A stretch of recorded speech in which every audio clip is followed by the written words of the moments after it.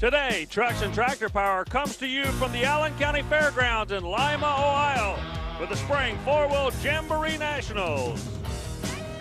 Nothing can brighten the gray Ohio day more than all the chrome and candy apple colors of a 4-wheel Jamboree. And all that polished aftermarket hardware, as well as all the other customizing accessories, are here by the truckloads.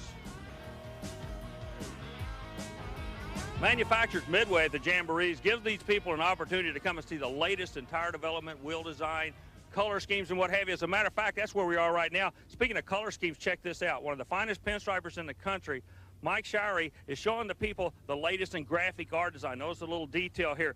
But that's what's going on in the Manufacturers Midway. We got a competition area, and Dave Reef is standing over there right now. So let's go over to Dave and see what's going to be happening in today's competition. Army, today we feature mud racing in the cut tire competition. Now, let's refresh your memory real quick here on what makes a cut tire cut. This is a Super Swamper off-road tire that is perfectly DOT street legal. They're $500 a set.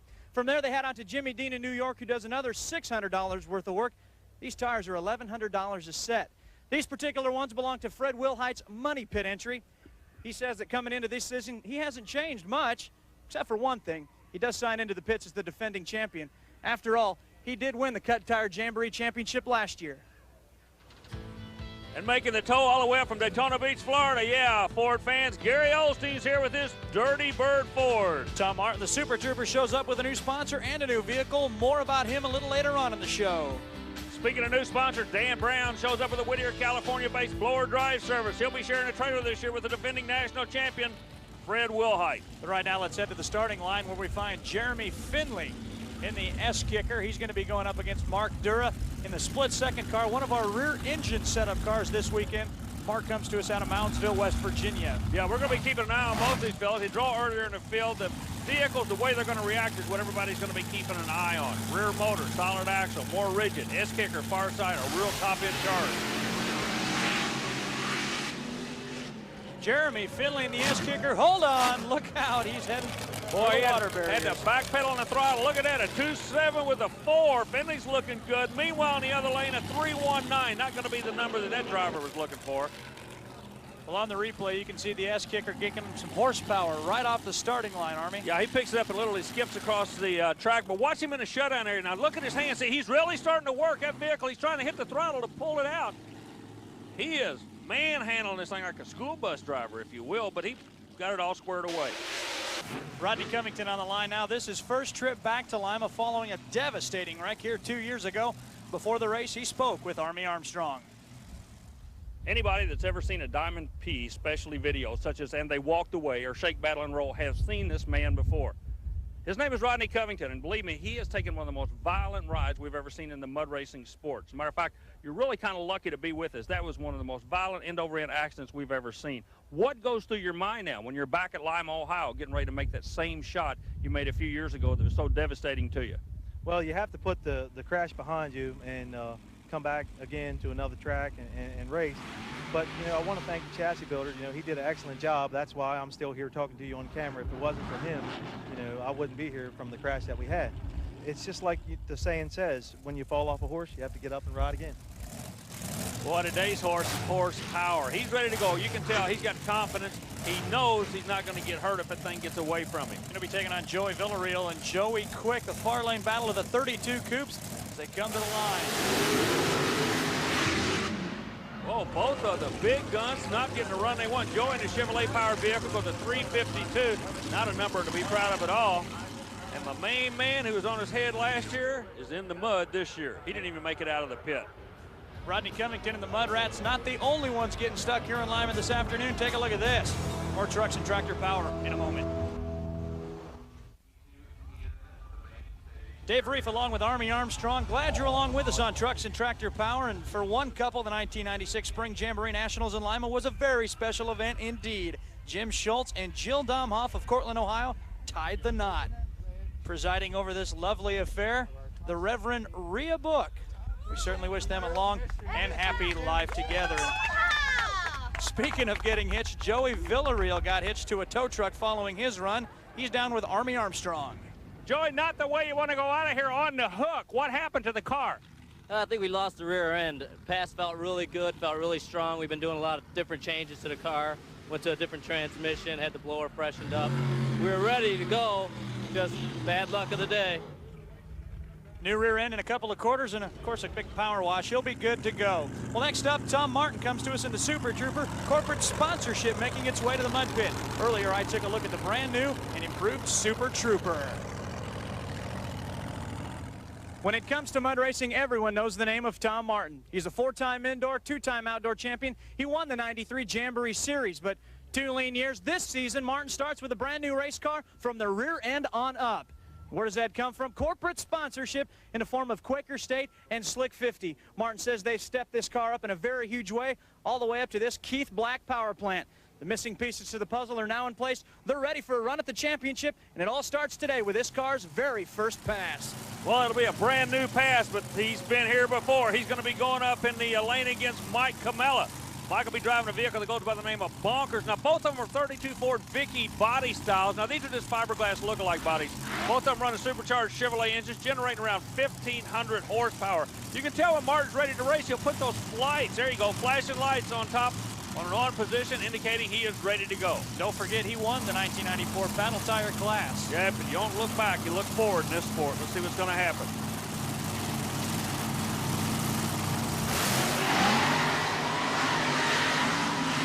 Whoa, Camella takes a ride. Check that out. A 2.67 with a 5, Dave. That's very fast. Tom Martin's not slow either at a 2.690. Possibly one of the quickest side-by-side mud races you're ever going to see, Army. Well, you know, we go back to the replay. They both leave together. Both of them Chevrolet horsepower. What can I say? It's just a good race, Dave. Mike Camella maybe getting a little more of the bite out there in the outside area. Army's down with very quick runner and Mike Camella. Well, here's your new leader right now. That was a good mud race. You and Martin put on a war out there. Oh, yeah. We always do. The car left real good. It hooked, and it just kept pulling the whole length of the track. It really felt like a good pass. I'm real happy with it. Dave, over to you and Tom Martin. A side-by-side show put on by Tom Martin. A second place, but still a 2.69. Hey, I'm ecstatic with that. First pass on this car and new sponsors. I got to thank everyone that helped get us here. It was great. We're a little conservative on the engine setup, but it felt great. I'm real happy. Well, he's tickled to death. Speaking of new cars, Gary Osteen in the Dirty Bird. They're reverting back from the old form. He started with the Thunderbird and he went to the rail. Now he's coming back with a narrow Thunderbird version. And a little bit earlier, I had a chance to talk with Gary about it. We made a mold up for just a narrow type body. We took 2 fenders and put them together and made a plug. 40 gallons of Bondo later, we come up with a good plug that we can make a mold off of. And it's just a lot of body work and whatnot. It's 40 hours of Bondo, and I'm going to say at least a good 4 weeks of hard work. And then we finally make a mold off of that plug, and then we produce the body out of the plug. Osteen will be taking on Mike Behrman, who's busy getting some advice right now from his brother Steve. The Behrmans race with a big 509 blown Audi Rodeck on the modified 27 Ford Roadster. They're both veterans. Mike's the 93 and 94 NMRO Cut Tire champion.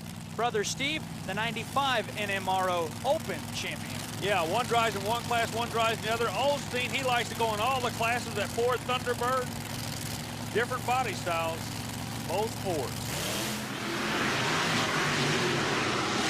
Well, Osteen left real early on that run. Behrman goes to 285 with a 7. And Osteen, believe it or not, red lights in a disqualified. Well, rolling up to the line now, Fred Wilhite in the money pit. He's the defending Jamboree champion in the cut tire category. He built his own racing chassis, but right now, Army standing by with our red light runner, Mr. Gary Osteen. Gary, what was going on up on the starting line? I was trying to cut me a good light. It evidently didn't work if that red light come on. I don't know. It was dead red. Was it? All right, well, I reckon I messed up and pulled me a good red light out of there, huh? Tough break for Osteen as he throws away a 277, but meanwhile, now on the line, Brian Fry in the Midnight Special. He'll be in the near lane taking on Fred Wilhite. Wilhite, the guy with a little dingleberry helmet, always puts on a show. Knows what it's going to take. Just pure raw horsepower and a good start. Got the start, has the horsepower, and trying to get her shut down. A 281. Number wasn't what he was looking for at all. He did about 2/10 off. Brian Fry in the Midnight Special runs a 3.595. Little disappointing, I'm sure, for Mr. Fry, but hey, you get one shot at this. It's got to be now or never. When we come back, more mud racing, trucks and tractor power.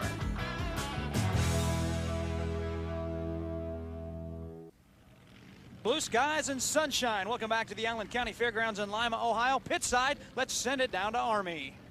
We keep talking about these guys and the horsepower they make and the different fuel they use to make horsepower. This is an alcohol burning engine. I want you to look at it. They just finished a run. I can put my hand on the engine here. You can actually see the alcohol was burning so cool that it actually has a condensation there. Actually, this engine, the more fuel you run into it and the more horsepower you make, the cooler it's actually going to be. That's methanol alcohol fuel for you. Back to you, Dave. Next up, Dan Brown, who comes to all these events in the same trailer as Fred Wilhite. He'll be driving the Mind Games 2, which is a Power Pro 23 altered blown 600 cubic inch Pontiac.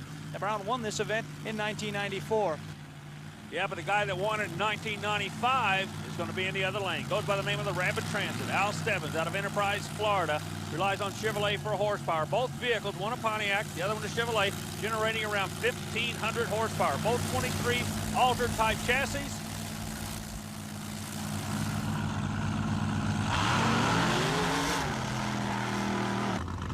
Stebbins goes through like a rocket and has a little trouble shutting it down with the 277. But the big story was Brown not getting out of the pit at all. That's right, his time a 4.590, and he's still stuck in the mud. Well, check out the current standings. Find Mike Comella on top with a 267. Right behind him, Tom Martin in a 269. Those runs came out of the same race. Jeremy Finley draws early, goes to a 277, but Al Stebbins, that's a 277 on this pass right here later in the field. Look how tough it is for him driving. We noted earlier how the other drivers were having problems. Stebbins is too. Chuck Knoll, the defending Jamboree Class 6 champion, calls this a 1968 Ford Bronco, and he relies on the Ford power out of Palm Harbor, Florida. This is an open version of that type of vehicle, if you will allow me to say that. He'll be going up against T-Rat in the other lane out of the Bluegrass State of Kentucky.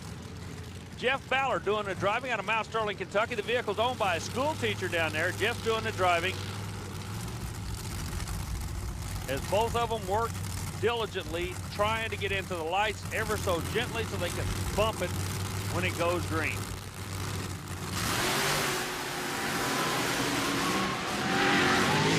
Both drivers come off equal. Both drivers come off equal, but they don't end up that way. Chuck Nolan, the stepchild, runs a 308 with a 5. Yeah, Ballard goes a 3025. And what you saw there was Noel actually had to hit the throttle in order to settle the vehicle down. Watch him when he comes out of the pit. He'll be on the left of the screen. The wind comes out of the right side of the screen. But watch the problems the left side has. The right side takes a bounce and goes straight. The left side, watch him hit the gas right here. See, trying to settle the vehicle down. Well, in all instances, spinning the wheels doesn't always get the car settled back. But for Chuck Knoll, that's exactly what happened. Army's down with him.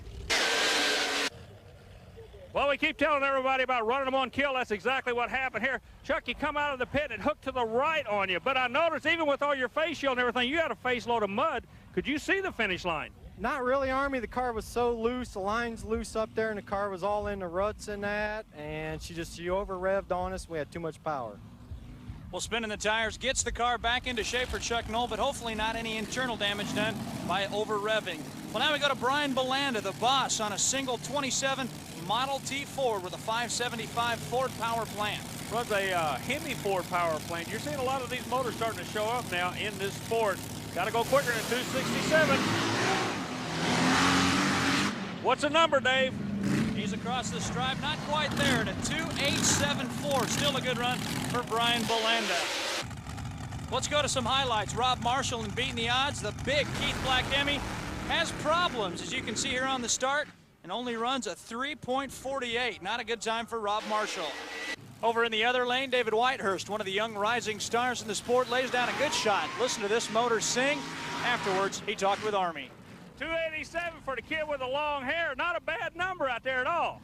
It's a pretty bad track. We just did the best we could. Tried to line up in a good spot and just held into it. Looked like a lot of lump in the middle. Yeah, there is. It's rough, and car was all over the track. And all that engine hum, just a little overdrive on the floor, but still a good time. Well, now we move to Tom Nyhus in the rear engine powered Rude Awakening. Hot off the line, Tom lays down a good shot. 298's a good number, but it looked like you still didn't get it to stick on the starting line for you. Yeah, the start line was very hard, and it just blew the tires off the car. David Bolser is a real live wire on this run. Check this out. He hits the timing cone on the big end and is disqualified. There you see the cone falling down. Nitrous injected and normally aspirated. Can't touch this of Steve Pryor powers his way to a 359. Still no one out in front of Mike Comella. You know, in the 3 days of this event, over 35,000 people will enjoy all the action. Here's mud in your eyes. We're going to break. We'll be back shortly. We are back at the Allen County Fairgrounds for the Spring Four-Wheel Jamboree Nationals. The four-wheel jamborees are part of the Special Events Performance Series featuring a weekend of four-wheel fun. There's the manufacturer's midway, or check out all the chrome and polish of the Show and Shine competition. Contact the Special Events Promotion Company to find out more about the jamborees and other Special Events Performance Series events. And from the midway, let's take you back inside the competition area where your leader, Mike Comella, has just one more pair of drivers to sit through. Yeah, and he's going to be sitting real nervous as Mike Lane and Wicked Sensation is going to be going to the line in a 23 altered powered by 468 blown Chevrolet engine. The track has been going away. That may be to the advantage of our leader. Meanwhile, on the other lane, Dave. Charlie Durbin, the axle breaker out of New Albany, Indiana. It's the last chance. See if anybody can catch the 267 of Mike Comella. Durbin in the Jeep appearing vehicle. It's a fiberglass replica. A little out of shape. Oh, out of shape bad, Dave. Oh, it goes over. Durbin's on top. Charlie Durbin puts it over on its slit. Both those drivers almost gaining contact. I don't know if they actually did touch, but you can see Charlie Durbin trying to get out of that car. No, I don't think contact was made. We're going to find out real quick. Durbin moved first. It was a good run going for the Jeep vehicle. Took a little bit of a bounce in the middle. Meanwhile, the altered comes on the big end. Now they both come out of the pit, and they're trying to slide to a stop. No, they did not make contact. But Tag, he goes over. It's a slow roll. He did some damage, I believe. On the throttle, too. You can see how the tires slung out back there. When he went over, he hit the throttle. Now another angle of this. Both those guys got off the line really well, but watch Charlie Durbin fighting his way to the end, begins the slide, and then those big scoop tires take a big old bite. Durbin goes over the top. Army's down with Charlie Durbin.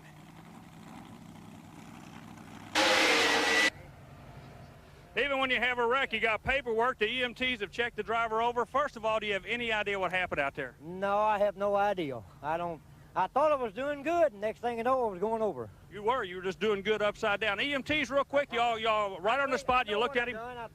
When I got to the end, I was going to the right, and I think I ramped the bale of hay and it flipped me. Okay, ramp the bale of hay is the word. How about the EMT? It's all about safety, isn't it? That's right. That in their life.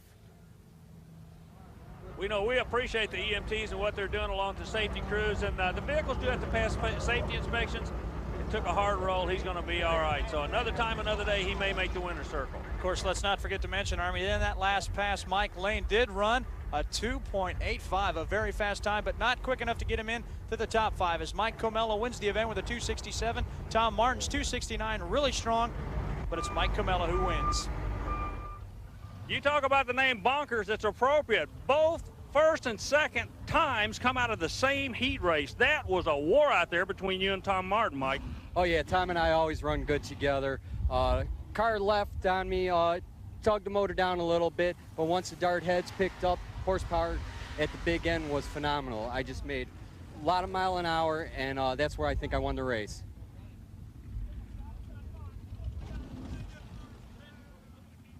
Quaker State's had a long-standing commitment to NASCAR. Steve Kinzer won the Knoxville Nationals with the sponsorship fast out of the box last year. Now Tom Martin, a solid showing today, second. Hey, Quaker State's quick out of the box. Yeah, me and Mike, we battle it out all winter on the indoor circuit. We come out here, we run 1 and 2. It's a miracle, you know. We have a great team put together this year, and we're going for the title. Well, the axle breaker lived up to its name today on the last pass. And of course, these two guys put on quite a show, 1 and 2 out of the same heat. So for Dave Reef and our entire crew, I'm Army Armstrong. Hey, we'll catch you next week on Trucks and Tractor Power.